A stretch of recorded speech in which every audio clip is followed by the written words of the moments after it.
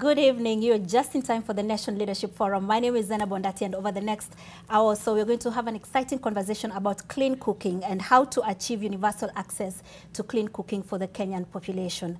Now, we know that Kenya, the vast majority of Kenya's energy is actually green. The grid is green, but how much of this green energy is actually used to cook is very little. And I have a panel of experts here in studio to tell us why that is. About just 1% of Kenyans are using electricity to cook, despite more than 70% of households being connected to the grid. And we also have about 75% of the population using dirty fuels, such as firewood, such as jikos. Even cities, residents of the cities of Nairobi, you live in a fancy neighborhood, fancy apartment, but you just must have that kajiko to cook your githeri. So we're going to have a conversation about how you can be transitioned out of that jiko and how you can live in a sustainable future that is green and a sustainable future that uses green energy. So to introduce my panel of experts, we have on my far right, directly in front of me, we have Dr. Linda Davis, who is the board member of the Clean Cooking Association of Kenya. She'll be telling us why the Clean Cooking Association is very keen on having everyone transition to green energy. And then we have Murefu Baraza, who is the chairperson of the Kenya Renewable Energy Association.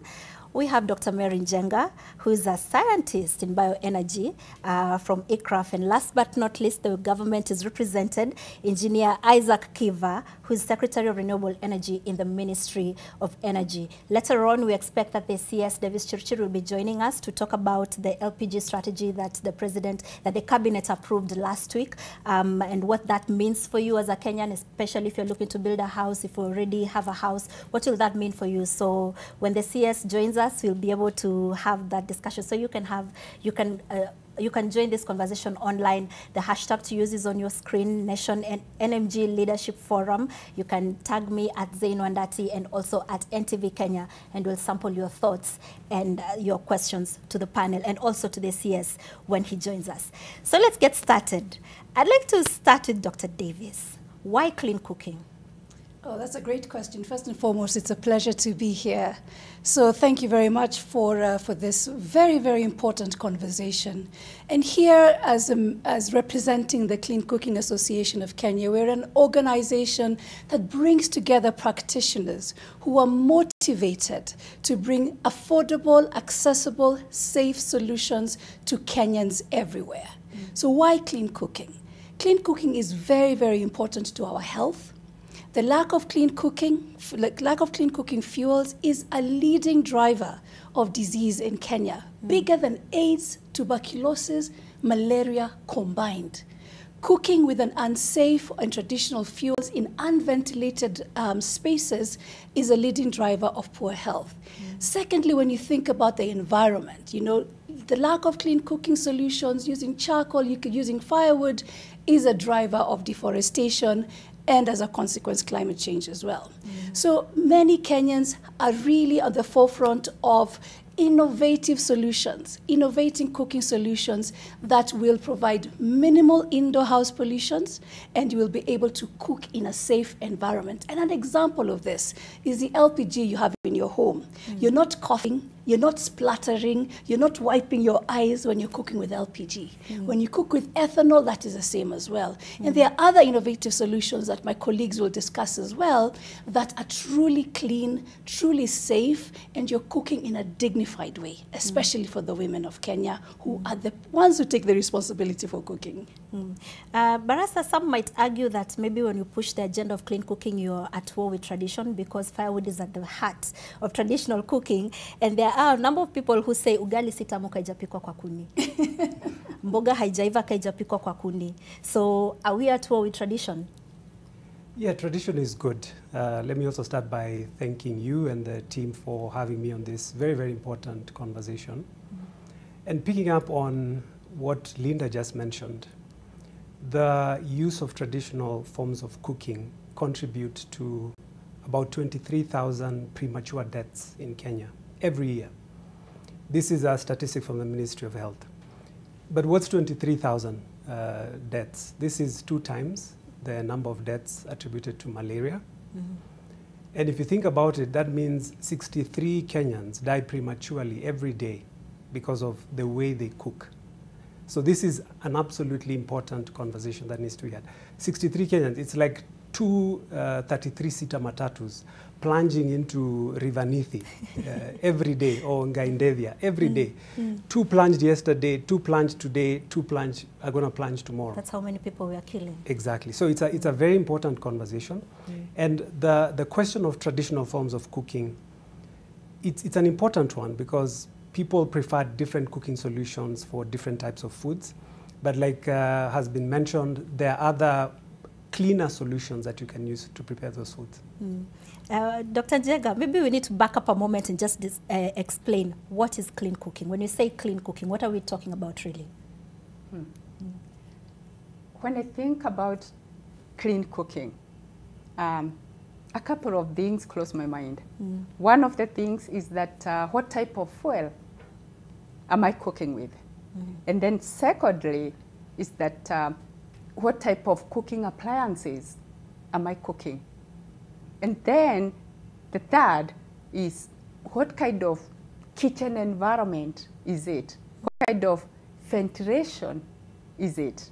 You know, and then how am I managing the whole process? Because what we know, all forms of energy, cooking energy, have some form of emissions. It's really the level of emission that matters. So if you are using fuel, for example, firewood, it also can be made cleaner. Yes. Because then you need to cook with dry firewood, all right? You have to cure it well. Long time ago when I was growing up, we had laughter in the kitchen. So we could only use dry wood. That's the thing that you put over the fire to dry the firewood? Yes. Oh, okay. So when you dry firewood well and use it in an improved cook stove that produces less emission, then you are improving the whole kitchen environment. And therefore, when we think of clean cooking energy, is the whole system. So if I have dry firewood and I still have the 3 stones, that is not clean cooking? Well, the thing is, if I have dry firewood, okay, and then if I am using 3 stone with a lot of ash on it, then there is so little space for air circulation. Okay. Long time ago, we used to clean the ashes Before you and start pour in the fire. them Yes. on wet ground in the kitchen. Those cultural practices were really geared towards cleaner cooking. So it's these kind of technologies that we are looking at, that you have to improve every fuel that you are using and use it in the most efficient way. Because people stack. They use more than one type of cooking fuel. Look at your mother's kitchen, my mother's kitchen. They use more than one fuel. My mother has 3. She has firewood, she has a jiko, and she has gas. That's the story. And sometimes all 3 are used at the same That's time. the story. The story is, in nature, we are all stacking, using more than one fuel. So what we are looking towards is making the whole cooking system cleaner, reducing emissions as much as we can. And they are standards. Thank you. Thank you. Now, engineer, you've heard all they've said and the challenges that Kenya faces, and the fact that the vast majority of our population is connected to the grid, but still the vast majority of the population does not use clean cooking solutions. Where is the problem? The government has been talking about moving the country to clean cooking for a very long time, and it's even embedded in Vision 2030, but we seem to be struggling to get there. What is the problem? Again, thank you so much, Zena, for having us here today to talk about clean cooking and the energy to drive it. Indeed, clean cooking is very important, and energizing this, driving this energy is one of our key pillars at the Ministry of Energy. From where we started, things have been evolving, and people will be able to get into technologies where there is a lot of awareness, where the technology is there, where innovation is there, and affordability is also a crucial factor. So when you look at many of our people, the idea and the government has set a target to transit all people to clean cooking by 2028. And this is going to use a multiplicity of technologies, including electric cooking, including LPG, including ethanol for cooking, all those, and as we get there, as Dr. Mary was saying, we progress by getting people improved cookstoves. They are not entirely clean, but they are much better. They'll be able to reduce effects on deaths, as Morefu and Dr. Linda are saying. They'll be able to afford us to reduce greenhouse gas emissions. And so we're now looking towards congregating all our efforts. Of course, financing is one of the key things. And when the CS comes, he will be speaking about the LPG and what the government is doing to be able to make it affordable to many people. There's also the issue of awareness. Many people still believe that cooking with electricity is very expensive. And this is something that we need to disabuse this notion with empirical data, with the awareness, with the demonstrations, so that many people can be able to know that indeed it is viable, it is feasible to boil things using electricity. I'm glad you brought up cooking with electricity, because it came up again during the Africa Climate Summit when we had almost a similar conversation, and Kenyans were not amused when Kenya Power said it is possible to cook githeri with 2 units of electricity. So let's put a pin on that. We'll come back to that for a moment. I'd like to go back to Dr. Davis. As the people on the ground, is there a disconnect between what government says versus what is actually kwa ground? Just sometimes ground were different. Kwa ground is different. So is the ground different, or sure. is it what the government says? No, absolutely. I want to pick up something that Engineer Kiva has mentioned, and that is affordability, right? So we can push the solutions as much as we want, but at the end of the day, it comes down to what is in your pocket. Right? So some of these solutions have a bit of a barrier to entry. You have to spend some money, right? So when you look at, one of our member organizations, they're saying, look at a Jikokoa, for instance. Look at a cocoa ethanol stove. Look at an electric cooker. Look at an LPG stove, right? So all that, you have to purchase the equipment, and then you have to commit to buying the fuel on a daily basis. So when you look at our population and disposable income, umeenda mjengo, umeenda kazi, you've brought some money at home, and then having a portion of that be distributed for fuel, sometimes that becomes a challenge.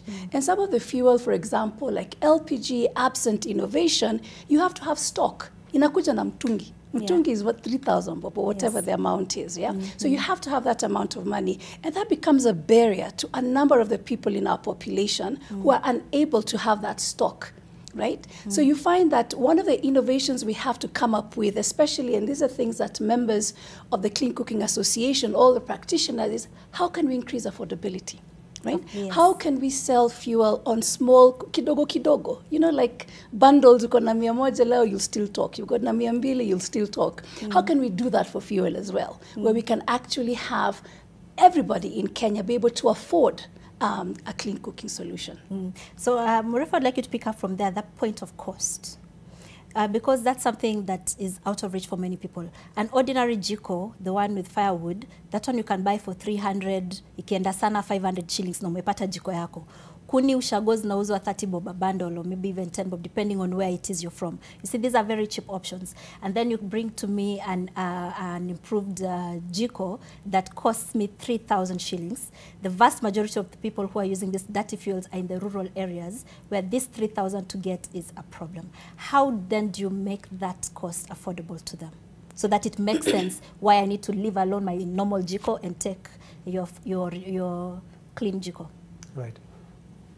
So the question of affordability can be looked at 2 points. So one is the point of purchasing the solution. So like you said, purchasing the jiko. So if it's an LPG stove, for example, so the cost of buying the tank and also the example. And it doesn't have to be LPG only. It can be the electric pressure cooker. It can be a bioethanol stove. So government can subsidize that, or you can also get other types of financing, like carbon finance, and we've seen some companies accelerate the rate of access to cleaner cooking solutions using carbon finance. But the second bit is significantly harder to solve, because are you going to subsidize continuous consumption? So we've seen in some other countries, and there are examples in very many countries, like Ecuador, where 90% of the households use LPG. or in India, where about 65% of the households use LPG. And they didn't start there. In fact, like India, just about 7 years ago, 60% of the households were using firewood. So just like we have here. But 7 years later, it's a reverse. But the challenge is always, how do you make the consumption affordable and sustainable? So there are innovative ways to think about it. And one example that I can point to is what actually is done in the electricity sector in Kenya. Because the electricity sector in Kenya, you have some consumers cross-subsidizing for other consumers. So across board, it becomes more affordable for everyone. Now, so that's a plan that can be tested, tried and tested, and would it work if you're, you know, the electricity, when you say subsidizing electricity, you're talking about the last mile program? Right, so the last mile program would be an example of a subsidy program for the first problem, which is getting the equipment or getting the connection. But you see, and there have been reports about this, even on the last mile program, very many households that were connected are not able to spend, say, more than 300 shillings. So they end up using the electricity just for lighting and charging their phones. So there are two bits to it. How do you get more households to actually have access? And then how do you get the households to continue using the solution and not backslide into firewood and charcoal, which are quite harmful for health and environment and climate. Dr. Njenga, if, for instance, were to make these solutions affordable, are they really accessible to Kenyans? Yeah. You see, the thing is that we have so many options when we say cleaner cooking, right? There is the ethanol, there is LPG, there is many of them, electricity and all that. So, and there is a lot of innovations around all these. And depending on the context, you know, what is good for which region. For example, if we want to look at even cleaner cooking with biomass, for example, and linking it to the 15 billion tree growing as the agenda. And people are able to grow trees on the farms without going to the forests. And then they make use of the prunings without cutting down the trees. And then they use improved stoves. So they are making improvements in along every stage, along the whole life cycle of whatever fuel it is. And depending on where, and there are also crop residues of various crops in different regions. And so this kind of biomass is available in that region, and the shorter the distances that the fuel is transported, the more the economic benefits. Yeah. So, and these clean cooking solutions are things, some of these improved cook stoves, are they things you'd be able to build yourself, or do you need to buy? Like, for example, if you have the 3 stones, can you build an improvement with it yourself? What I have seen is that women are so innovative. Women are so innovative. What they want is to, in the most affordable way, to put cooked food on the table. And so if you go to many households, you'll find that they are constructing earthen kind of clay stoves within their kitchens. And then they know the enemy is the silent killer, the smoke. And so they are working on pipes, some pipes, iron sheets or something, and then they are exhausting the smoke. And then they are making their own local innovations and making kitchens. And if you go to those kitchens, you can see all the difference, you know. So when it comes to the affordability, innovativeness, people are so innovative. Let's build on these local technologies, you know.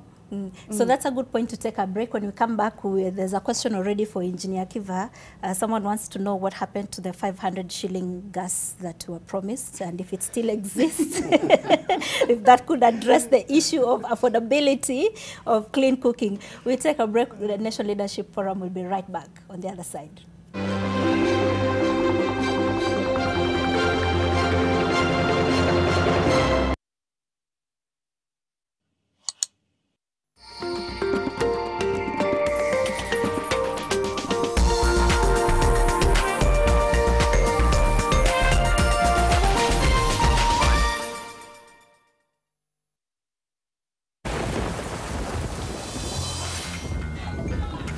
Where does my money go every month?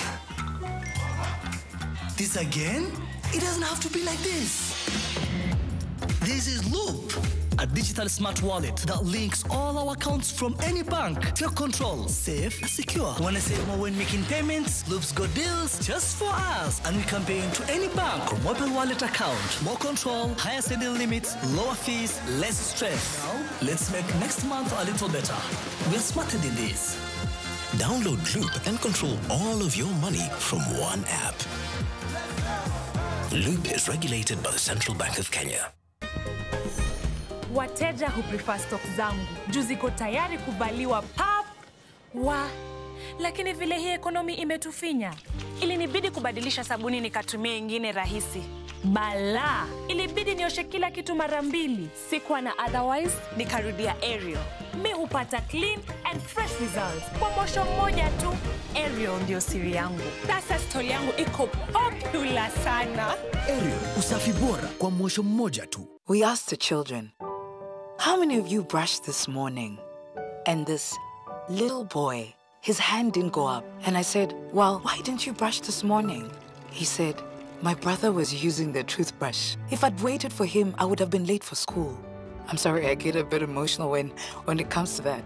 To be able to change a child's life, to be able to bring back that confidence about their smile, for me, is phenomenal. Today we're on Happy Kenya Clean Toilet Mission. And we're visiting Mama Zawadi live in Nairobi. Come with me. Selena! Mama Zawadi, how do you keep your toilets clean? I use normal detergent and bleach for washing. The detergent and bleach cleanless can leave behind yellowness, rust, and germs. Harpic's 10 times better cleaning compared to regular detergents and bleach, and kills 99.9% illness-causing germs in your toilet, including the COVID-19 virus. Wow, Selena! Nimeamini sasa! Really? Yes! Now that she's part of the mission, the next house is yours. The police have caught the killer of Vasil's wife. It turned out to be a certain Kamil Baisarov. Are you sure at all that she's telling the truth? I don't know. I think one of them is lying. The only question is, who will you believe? We have to be patient and attentive to her because Stop, she's please. going through a hard Please time. stop what you're saying. And I am in a hurry to see her as well. No, wait. Let's do it tomorrow. Wait, tomorrow, let's talk about it. I'm very excited to introduce Ushindi Gardens Nakuru. This property is developed by Optiven and we are doing compact and maram roads. We plant the trees, fence the property. So please call this number 0790 300 300. Optiven, we have you covered.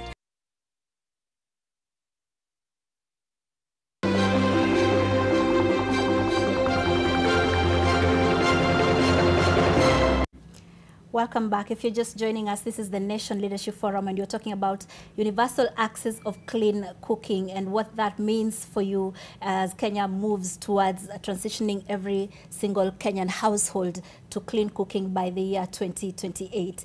And just before we went on break, Engineer Kiva, there was two questions for you actually, but I know you wanted to respond to the question on accessibility of these clean cooking technologies. Thank you, Zainab. Indeed, as Dr. Mary has said, it is vital for citizens to be able to access the services because they are there. And what we realize is that because we have been working and facilitating the private sector as one way of accelerating access to clean cooking, and we notice that many of the people have set up businesses. They are in areas which are like near the grid, in towns, near the towns. And we thought that the people who are far from these epicenters are then not getting services. So what we have done is to design a program under what we call COSAP, Kenya Off-Grid Solar Access Program. It was basically based on solar, but we have brought in also clean cooking under it. And what we have done is to facilitate private sector to go and set up businesses in these counties which are noted as underserved in terms of electrification and also access to clean cooking. So the counties of Turkana, Mandera, Wajir, Tana River, all the way to Kwale, 14 of them. And what we do then is to have a result-based financing where we incentivize these business people to set up their value chains and be able to then avail these products to the citizens. One other thing we have done under this program, Zainab, is noting that they are really on the low income bracket, is to be able to also subsidize those improved cooktops by working through those value chains, so that many people can be able to afford and be able to be moved from the traditional cooking methods into cleaner fuels. So that's one of the things that the government has done, and we hope to continue doing that so that everywhere there is accessibility.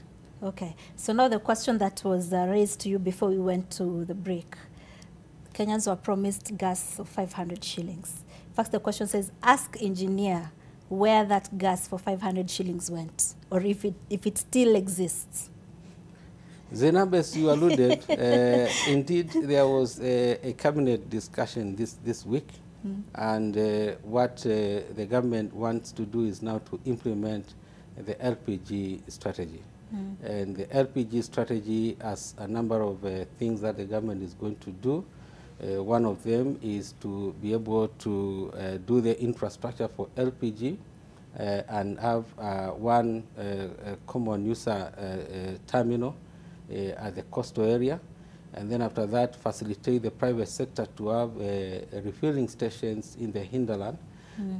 So once the government sets up that infrastructure, the other thing is to facilitate the private sector who are already in the business, and using their value chain, they will be able now to be able to supply subsidized LPG cylinders. Now, the LPG itself then will be bought through an OTS system. When it is bought through an OTS system, we envisage that the price is going to go low. The other thing is that government has already commenced doing some fiscal incentives to the price of LPG. Already some taxes have been reduced, and in that cabinet paper, the government has said it's going to review the taxes even further lower. The idea is that we should be able to afford the cylinder itself, because even that one, the VAT has already been removed, and the government is also going to seek to encourage local production. And then after that, once you get the cylinder, like a 6 kilogram cylinder, then the gas is going to be bought through OTS. Already the government has assisted with the value chain of it, doing the infrastructure. So now the last mile, which is going to be done by the business people, you'll be able to get gas at many areas and also at an affordable price. And how long do you envision all of this happening? This one, as I saw, some activities I saw are already going to start in October and moving forward. There are discussions, those which require to go to Parliament, like further tax reductions are going to be taken to Parliament, but already then we are going to consider the issues of building the common user facility. Okay. Yes. Dr. Njenga, what are some of the most promising innovations you're seeing in your research? In the bioenergy arena, for example, the work we do, one of the things that we are really working towards is energy trees. For example, when you look at the communities, they have certain tree species that they prefer for firewood. Because, you know, if you look at when somebody is cooking, for example, you can see that the soot on the pot, the amount of it is different from when you use different tree species. So what we are working on is the bioenergy tree portfolio, for example. Which are these tree species that can be grown for energy in different regions? Because if you are in Turkana, there is the species that do well there. If you are in a different place, so we are looking at the whole country, which is the right tree for the right purpose, and one of the innovations. And the other one is looking at the multi-purpose trees that you find farmers are also growing, for example, like fruit trees. These fruit trees requires pruning. as a silvicultural practice, you know, for them to remove the branches and then you can get more fruits. Those branches then go into using for bioenergy. And then we are also working on wood rods, you know, small plots within the farm where you are having like a small forest, we can call it. And people are locating these wood rods in the areas which are less fertile, let's say for crops, and then you are establishing these. Or even on the boundaries. If you look at some places like Embu, look at some places like Muranga, you find that homes have a lot of trees, and then they are able to get the trees, they prune them, and they dry them very well. That curing process. And then they can use them, they are ready when the rains come, yeah?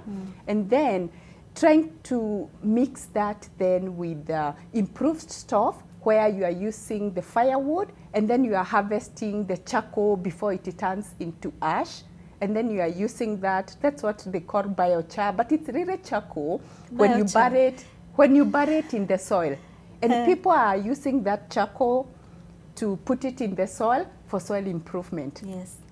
It enhances water retention, nutrient retention, and then there is higher yields. So we are looking at bioenergy from a system perspective, where it's addressing people's energy needs, it's addressing people's soil improvements for food security, reducing health related to smoke. So we are looking at it from that perspective. And these are innovations that we are really putting into context. Where does it work, for who and how? And you haven't found identified those trees yet? No, we have identified. If you look at some places, for example, you see like the acacia trees in the dry rats. Yes. They are highly preferred for charcoal. And so people are really managing this through natural regeneration. Instead of, look, nobody should be cutting trees down for charcoal. They can either use the prunings or they can grow them for charcoal. And so we are looking, you know, like those acacia trees, fast maturing trees, so that within, let's say, 4 or 5 years, you're already harvesting the trees and then rotating. Okay, Barasa, you mentioned the best practices, and you cited Peru and India.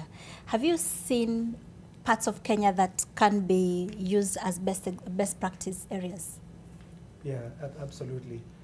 And Zainab, if you allow me, if I could just touch on some of the innovations that we're actually seeing, just very briefly. So about 20 years ago, only about 20% of households in Kenya had access to electricity. And around the same time, only about 10 to 15% were using clean cooking solutions. So fast forward to today, about 80% of households have electricity in their house, but only about 30% are using a clean cooking technology. So one of the interesting innovations is around electric cooking. And I know many times when we raise the issue of electric cooking, people say it's an elitist thing. You know, hiyo ni watu wa Muthaiga, watu wa Karen. But there was a study in 2016 by the World Bank which looked at electric cooking usage. And the surprising thing was that the largest proportion of households that cook with electricity were actually in Kibera and Mathare. The reason is you can get electricity illegally. So of course we are not trying to promote illegal connections, but the point being made is that people can actually cook with electricity, even people with low income. So there are innovations around electric pressure cooking, there are innovations around induction stoves. Of course they're still very expensive, but that's one area to watch out. The other one is on bioethanol. And there's a company in Kenya that imports 3 million liters of bioethanol every month. If you just consider that being produced locally, those are jobs in the sugar belt. Those are jobs as far as people growing cassava and other energy crops. To your question, very, very briefly, is there a place in Kenya where we can see this innovation? Yes. Actually, it's here in Nairobi. There's a study that was done just this year, around June. And the finding was that 82% of households in Nairobi actually use a clean cooking technology. So that's very hopeful. In fact, for me, what that says, policy, institutional frameworks, financing could be barriers, but those are not necessarily the primary barriers, because in Nairobi, we've been able to get to that. Of course, the income levels of people in Nairobi are different. Of course, the distribution network in Nairobi is easier. It's not like in Loyangalani, in those counties that engineers mentioned. But there's hope, because if Nairobians who live in the same policy environment, the same country, have been able to get to 82%, then I think it can be done also in other counties. Okay. Dr. Davis, have we done enough education and awareness among Kenyans to know why they really need to transition out of clean cooking? Into clean cooking, yes. That's a great question. And I want to provide a bridge of discussion to what my colleagues have said. So Engineer talked about LPG, we've talked about biomass cooking, ethanol cooking, electricity. So it is important that your viewer understands with clarity after today, that is part of the awareness, what exactly is clean cooking, right? So yes, there are cleaner solutions, but you really want to make sure that you are cooking in an environment with minimal emissions.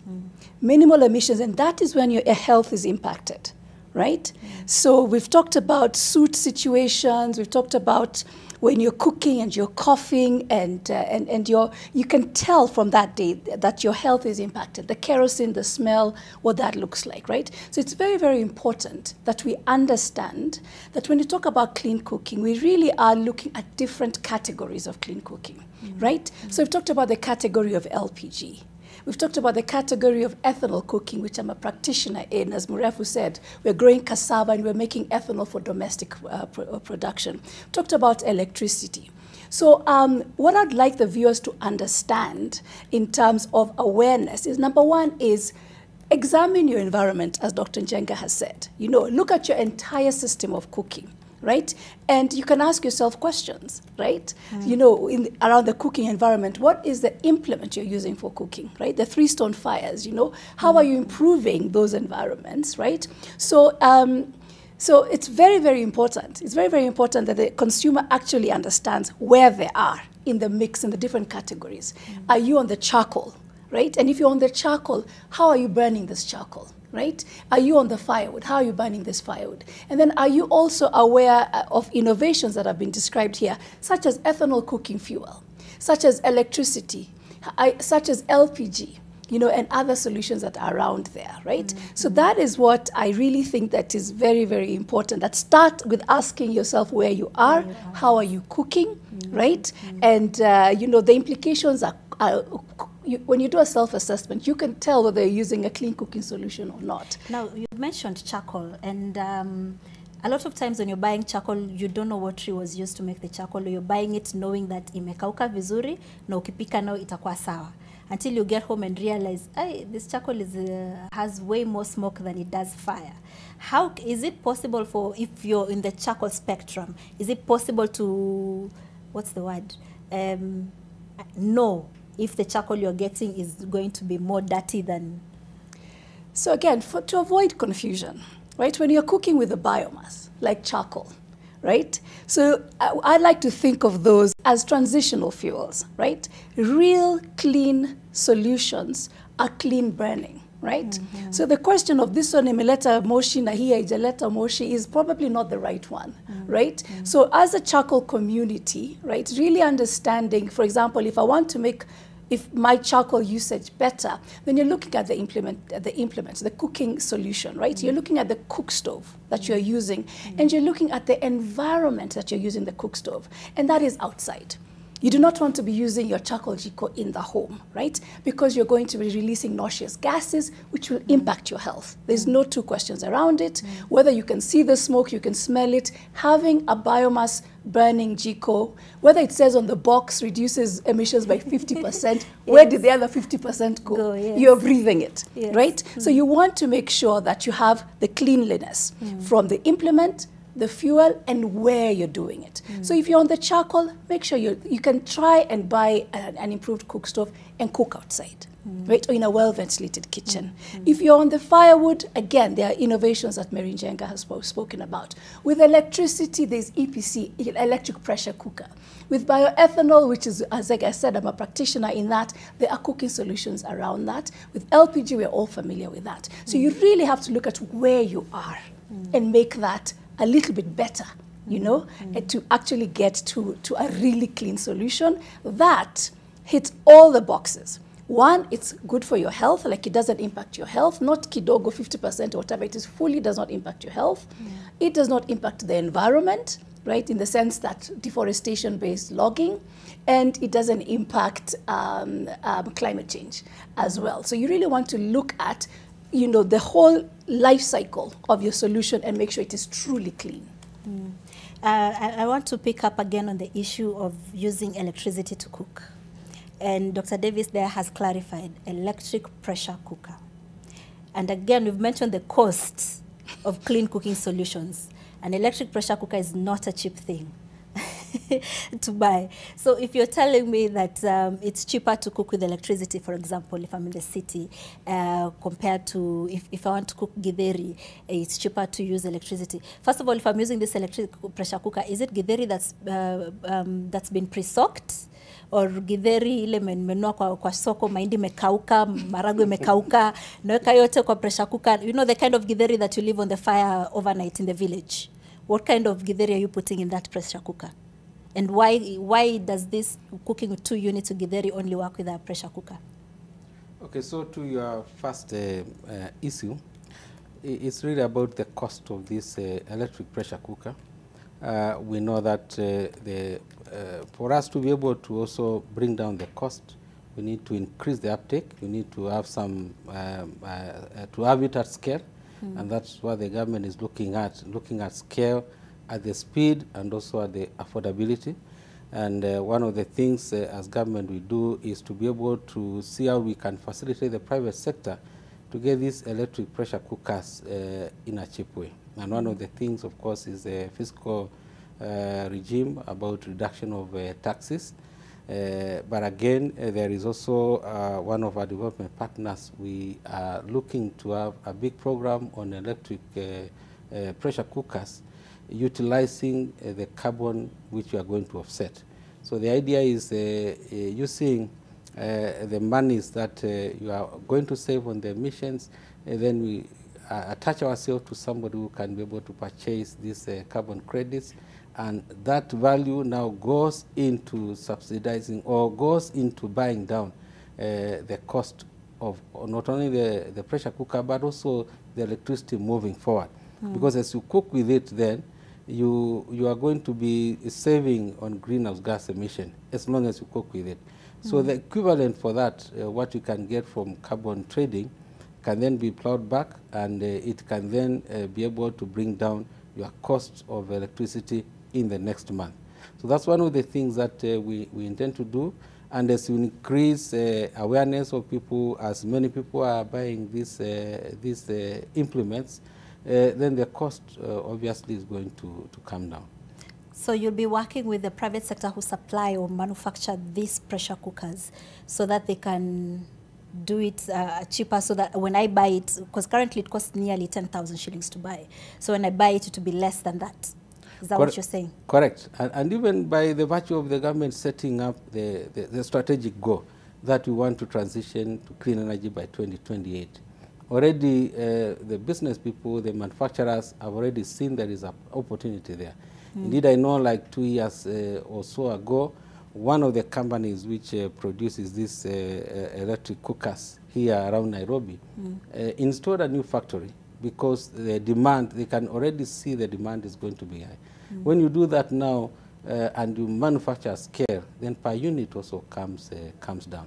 And then we are also going to be involved in a lot of awareness creation. Like Linda said, we need to do a lot of awareness for these emerging technologies, the electric cooking, the ethanol cooking fuels, so that people can be able to uptake this. There is also another one like biogas in rural areas or peri-urban where you have some cattle.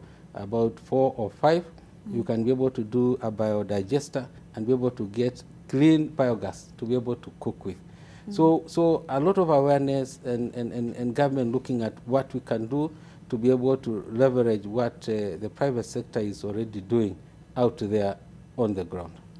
So again, another question has just come for you. Somebody says, no, please explain that again, how it's possible to cook electricity with to cook githeri with 2 units, and why can't I just do that for everything without using a pressure cooker? Just use electricity without the pressure cooker.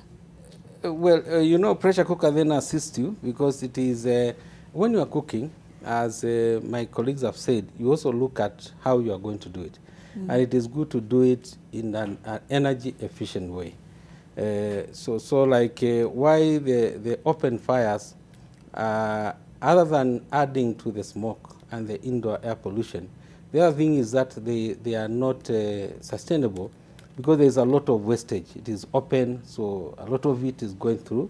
But with an electric pressure cooker, then you are having a more energy efficient implement.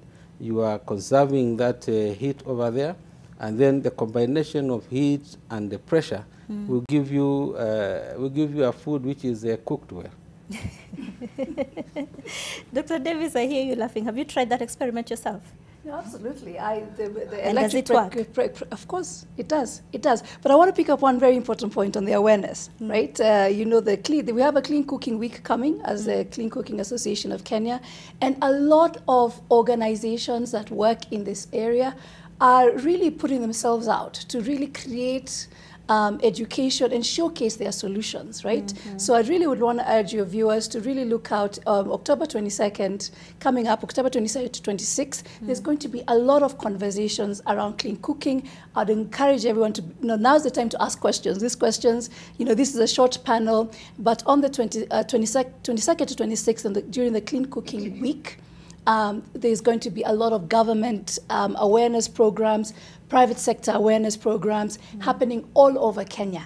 And that will be the time to really contact your local county, contact your local county organization, and really understand what are these solutions. So you can actually interact with them. I know, pretty much many counties are going to be participating on a local level. So you can actually go and access and ask questions of your local practitioners, of your local government. What are they doing for clean cooking for the people that they actually serve? Interesting. Barasa, have you seen any gaps in policy or regulation in this clean cooking space? Right. There are many gaps. I was just thinking about the viewer who was asking about the EPC and the 2 units, and maybe this is an analogy that may help. If you put this piece of paper out in the sun, it's not going to burn even if you leave it from morning till evening. But if you have a magnifying glass, the same amount of energy from the sun can actually cause this piece of paper to burn.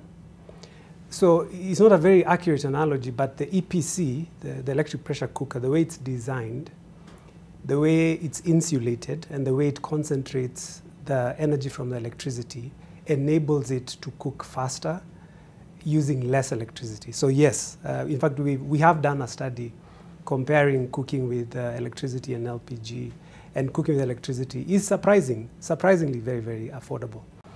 But provided you have an electric cooker. I don't have an EPC. This is something that I need to correct, but we have an electric cooker at the house. To your question on policy, I would say that Kenya as a country has been very progressive in terms of policy. And a good example is LPG.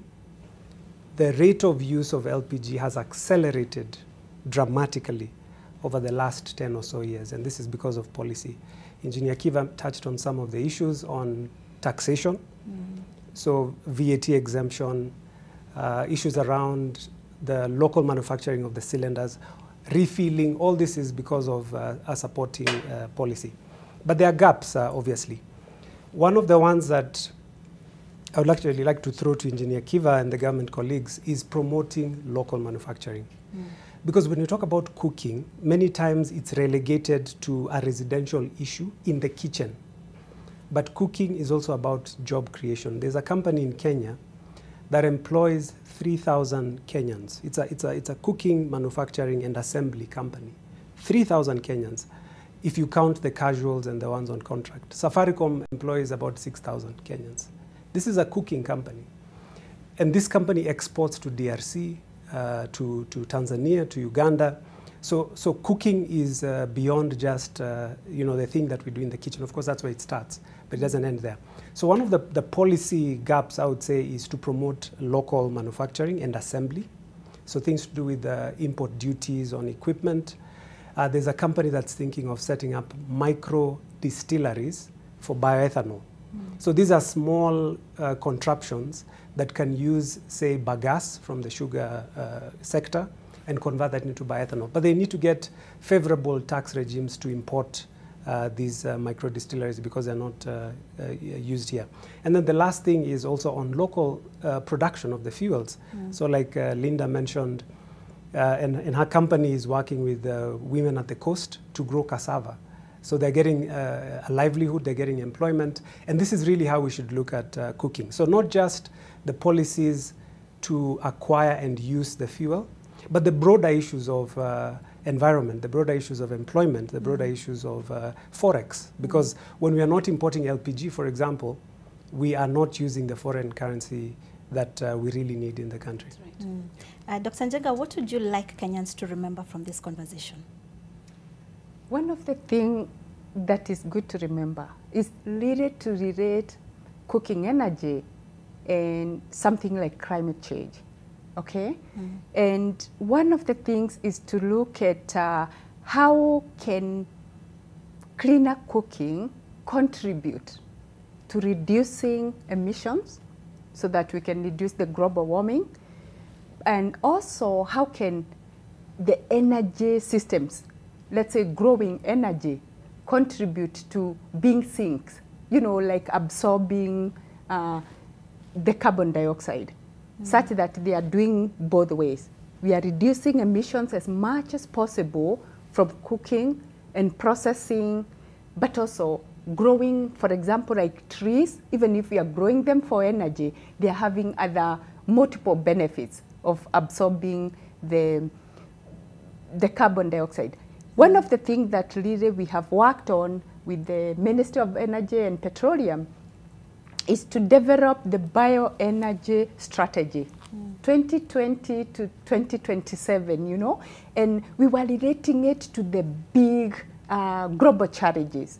And when I say global challenges, these challenges are also facing Kenya as a country. So we were looking at from how we produce biomass energy, and when I say biomass, it's both for liquid, like what Dr. Linda is working on, and when we are looking at the solid biomass and the gaseous.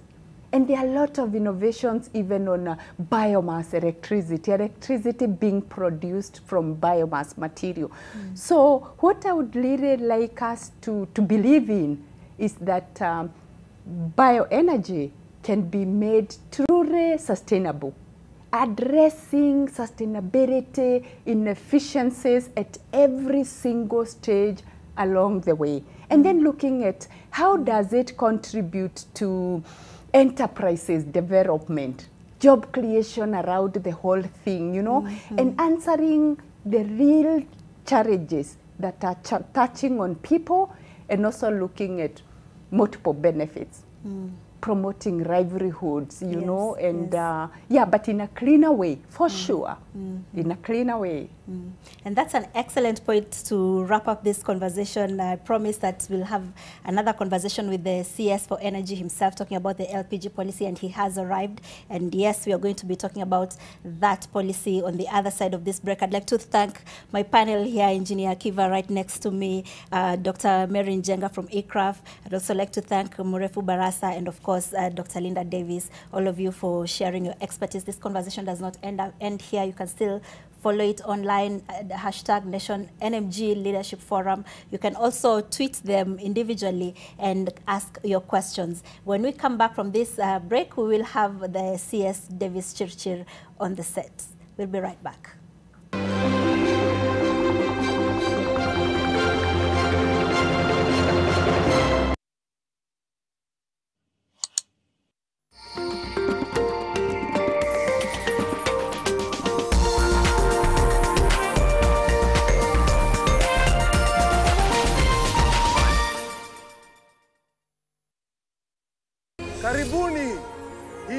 because they are the best local entertainment. Baby! Tumefungulia Magic. Starting from the 7th of October, Maisha Magic Plus will be on DSTV Access and GoTV Plus. Hayawi Hayawi Hua. KRA presents to you Tax Amnesty. Receive 100% amnesty on accrued tax interest and penalties for periods up to 31st December 2022. Tax amnesty is valid until 30th June 2024. What are you waiting for? Press reset. Visit any KRA offices countrywide or call us on 0711 099 999 or email callcenter@kra.go.ke or visit the KRA website www.kra.go.ke to be advised on how you qualify. Chapa Reset na Tax Amnesty Program. Terms and conditions apply. Kenya Revenue Authority. Tulipe ushuru, tujitegemee. When your kids bond with you, you're giving them a great start. Prestige Margarine. It all starts with a great start. Now comes in the original and vanilla flavor. You do your best out there, let us do our best in here with the disinfecting power of Jake. Because Jake cleans and kills 99.9% of illness-causing germs and COVID-19 in your home. Jake, your family's guardian against germs and COVID-19. And we need 2 Royco cubes because iron gives you strength to skuma yourself to be the best you can be.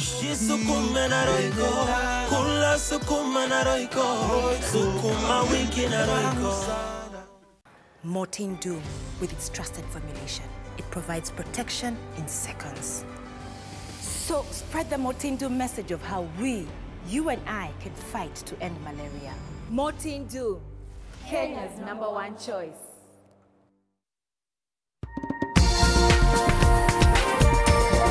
This is NTV.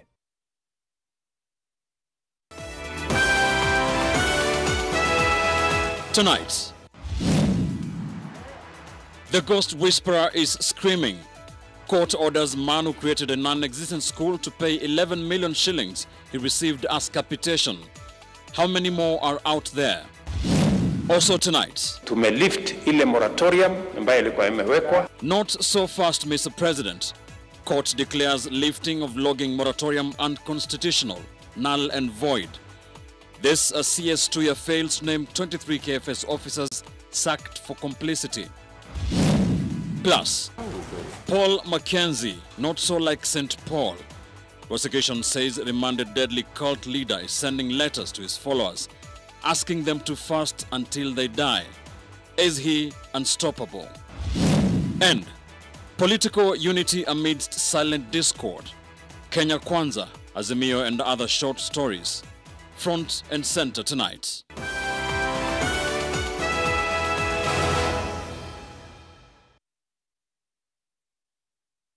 The Mortein Doom liquid electronic device, which is every corner giving your loved ones a peaceful sleep.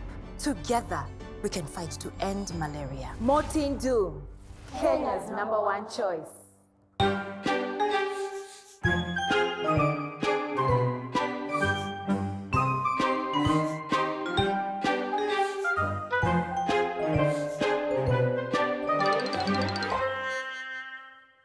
The lives of 2 young girls. My star sign is lucky. Something good will happen. Yani mom na dad wana fight na wewe kazi yako ni zodiac signs. Raised by secrets. There's a lot going on at the moment in this house. Is about to be changed forever when their true identity is uncovered in the brand new unmissable Zari. Starts 23 October, only on Maisha Magic Plus, channel 163 on DSTV Access, GoTV Plus, channel 3. All holders are notified to report and surrender unclaimed financial assets to the Unclaimed Financial Assets Authority, UFAA, on or before November 1st, 2023. Visit www.ufaa.go.ke and get started.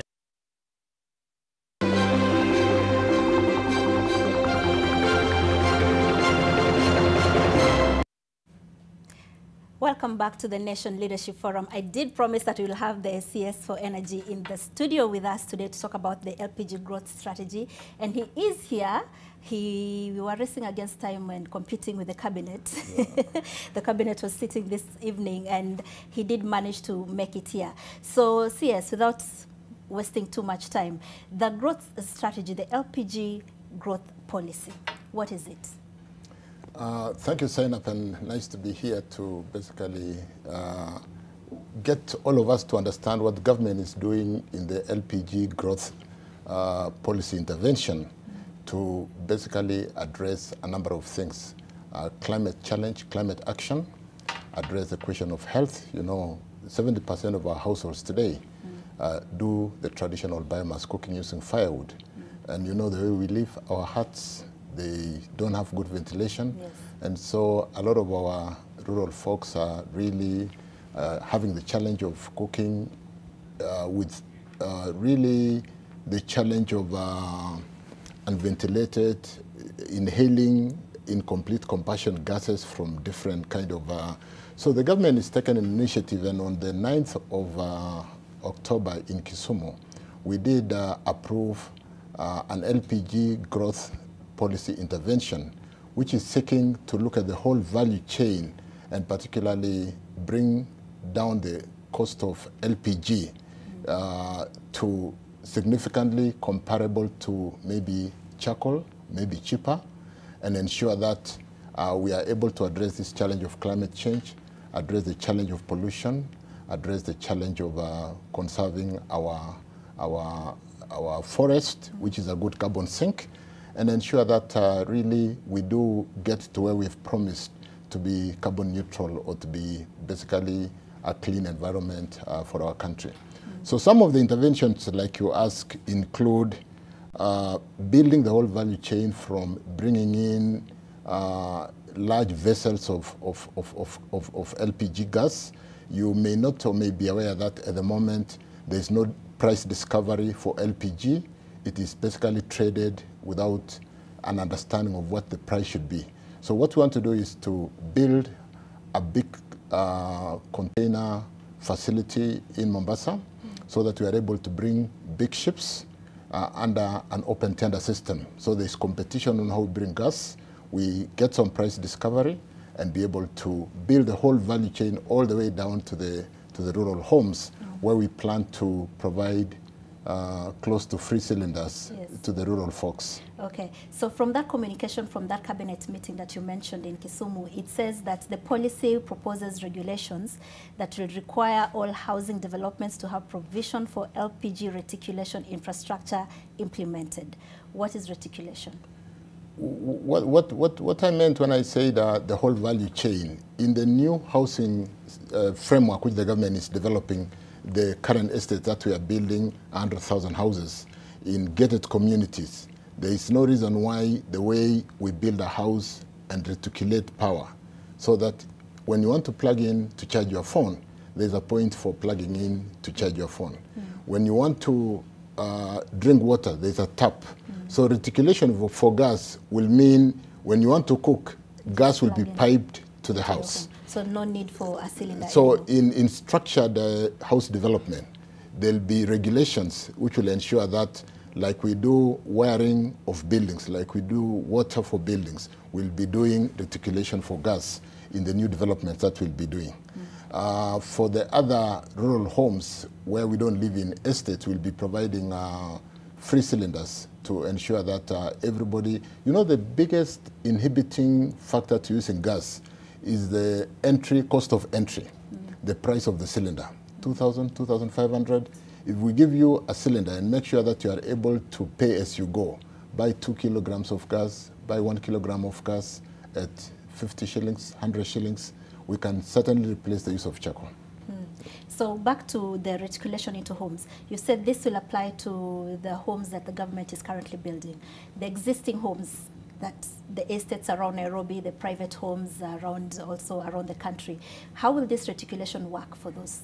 I think for new homes, we will work with the building community to ensure that there are regulations which will ensure that new homes coming up are licensed with reticulation.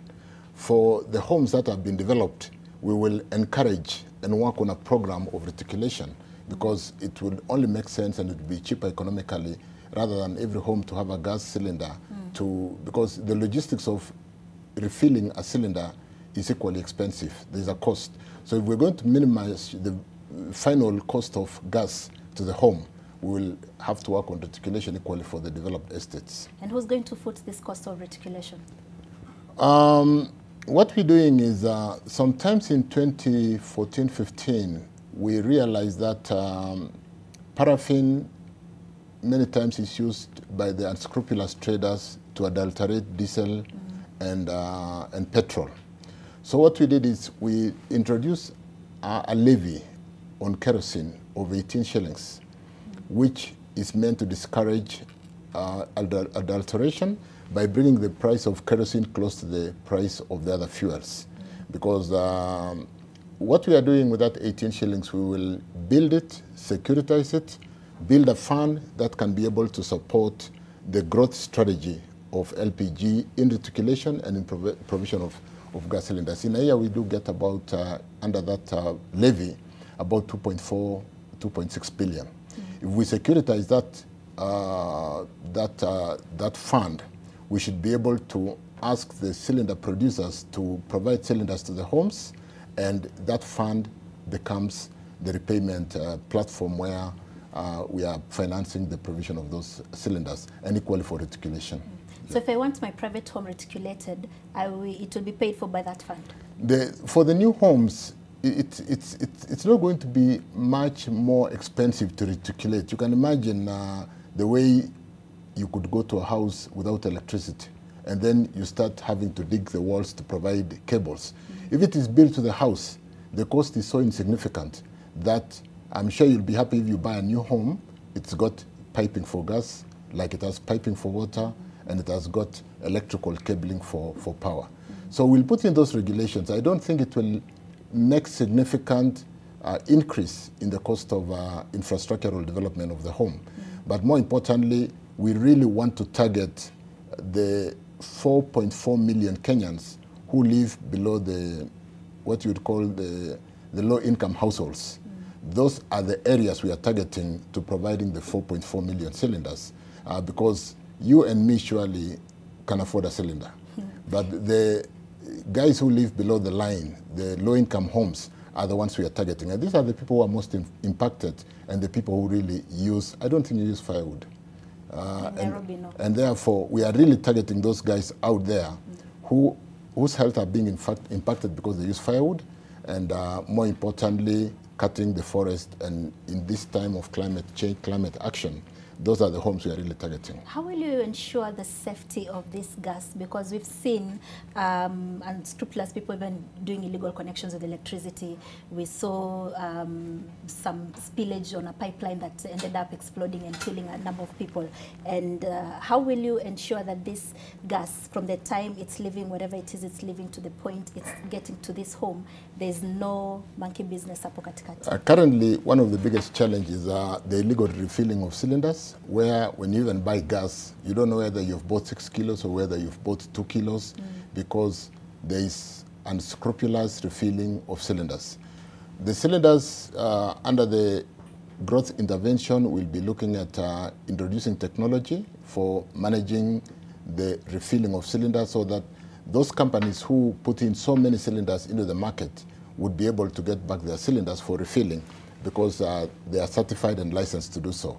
But more importantly, we will ensure that we build in a small fund in the kilogram of gas levy to ensure that we revalidate the cylinders from time to time. Safety becomes very important, because gas, as it burns very well, is very flammable. And therefore, it becomes important to build in an educational program, a program which ensures that we are able to revalidate the cylinders to make sure they are safe for use, because even as we do all this, health is paramount. You mentioned a plan to build a depot in Mombasa. Who are going to be the bulk suppliers of this LPG? Have you already identified? Will it be an open tender? How will that be done? Like I said, we will want to do it on open tender, so that the space of suppliers will have to compete to bring on freight and premium That will be the area they compete on, because you may also be aware that gas is internationally priced. So we'll then be getting the international pricing of gas, and competition will be done on who brings it in on freight and premium, like we did for a long time before the G2G with petroleum products. So we have a framework which is working. And when we do our math, we should be able to bring down significantly the price of LPG. But like you asked, who will build the terminal? We'll build it under the private-public partnership so that we are not putting in government money. There's appetite by the private investors to put in these terminals. We'll also put terminals in the various towns. When I said value chain, we must build a system which delivers gas all the way down to our rural homes to ensure that we are able to use the standard gauge railway to transport the gas. We are able to cut down on every aspect of cost. And you may be aware also that in the last financial bill 2023, we did bring down the VAT to 0 on gas. We did bring in the railway development levy down. We did bring in most of the taxes on gas. So there's so much goodwill in this intervention to make sure that to achieve climate change issues, to achieve the health, to make sure we dignify the way we cook in our rural homes, we do push this. And we are doing it in 3 years, by the way. Oh, 3 years. We want to do it in 3 years. Yeah. And in 3 years, how many, in 3 years you'll have done the 100,000? We want the whole value, we want to do 4.4 million. In 3 years? In 3 years. Okay. And we are doing the whole value chain from the receptacles, the big tank farms, in the various towns, all the way down to the refilling stations, to the homes, and ensuring that there is a proper delivery mechanisms to ensure that the gas is available. When you are cooking and the gas runs out, you should be able to get the gas within 2-3 minutes. Will this 4-something million homes just be within specific areas or spread across the country? Under the Kenya Bureau of whatever, you do know that the 4.4 million homes that I talk about who have a challenge of cost of entry to using gas and therefore requiring a cylinder, that data is available under the census and the studies that are done from time to time. Those are the homes we are targeting. Okay, so will these homes be paying for this gas the way it's done under the last mile? Because last mile, once you connect on last mile, there's some debt that meter comes with, and then you pay every time you buy electricity. What we'll do, because this is a privately traded place like petroleum, I'm sure we'll see all sorts of interesting technologies in terms of refilling. The bottom-up guys are hustlers, are building businesses to supply homes from the very near markets to the homes. It's a new line of business. That growth will be phenomenal. And I'm sure we will, like we did sometimes with Mwananchi Gas, see the M-Pesa and the technologies of payments for gas coming in to facilitate and expedite the employment of technology in delivery of this facility, LPG. Yeah. So finally, given over the last couple of years, the government has been talking about transitioning to clean cooking, but every time we talk about the numbers are always still so low. Is there a sponge or a bullet solution that you can implement in the short term to make this happen? Because the LPG you're talking about is in 3 years. Between now and then, what can we do to increase this number? Because it presents a great business opportunity, albeit managing the cost of gas, you'll see most of the supply industry in gas, the oil marketing companies, really coming in handy to improve the delivery of gas to the homes. You will see us with the president breaking ground in Mombasa as early as next month for the big tank farm in Mombasa, breaking ground for the supporting tank farms in Nairobi, in Nakuru, in Kisumu, in Nyeri, all over the country, to be developed under the public-private partnership. That's private investment. We will do revenue allocation for throughput use of some of these facilities. But like I said, we will bring down the price of LPG significantly to ensure that people don't fall back to using firewood, people don't fall back to using charcoal. Have you been able to track any of the people who've fallen off the energy, the renewable energy, and went back to dirty fuels? And maybe what were some of the reasons they gave you for falling off? It is the supply chain. You can imagine if the supply of the gas is not within reach, the current pricing is really, it is expensive, and that's why we're going the route of open tender. system to ensure that we do price discovery and give Kenyans the right price of gas.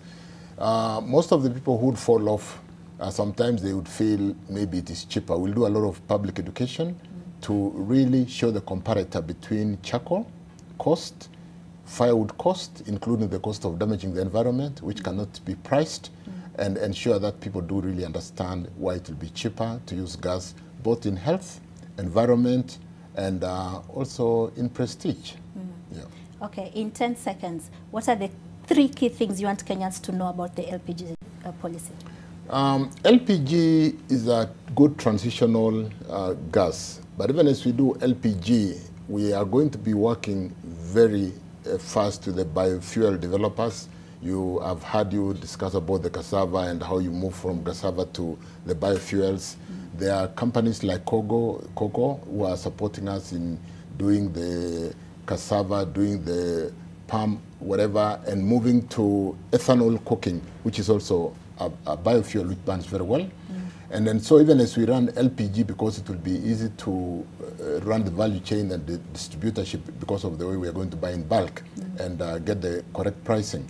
All these will have an interplay in bringing the cost of clean cooking across the whole spectrum down. So I want to confirm that there's commitment by government on this strategy to bring down the LPG comparable to or cheaper than charcoal, and confirm that we're going to work on the value chain so that the product is as available as plugging in when you want to charge your phone in your house. Well, thank you very much, Waziri, for making time to join us, and I apologize for making you rush through the Nairobi traffic too, but you're glad you actually made it. Thank you very much for making time for this National Leadership Forum. We had Waziri here, and earlier on we had another panel of experts talking about clean cooking. But the LPG growth policy, has it been published yet? I'm sure you did see a press release after the cabinet meeting of 9th. Yes. And the president has asked that he wants to do groundbreaking ceremony before end of November. Okay. And you will see a lot of action going on from going there. forward. Great. So we will hold you to that. We have to wrap this up so that Ben Kitili can tell us what to expect today in NTV Tonight, and then later on he'll be here again with Front and Center. My name is Zena Bondati. Thank you very much for keeping me company. Do not go away. NTV Tonight will be right up.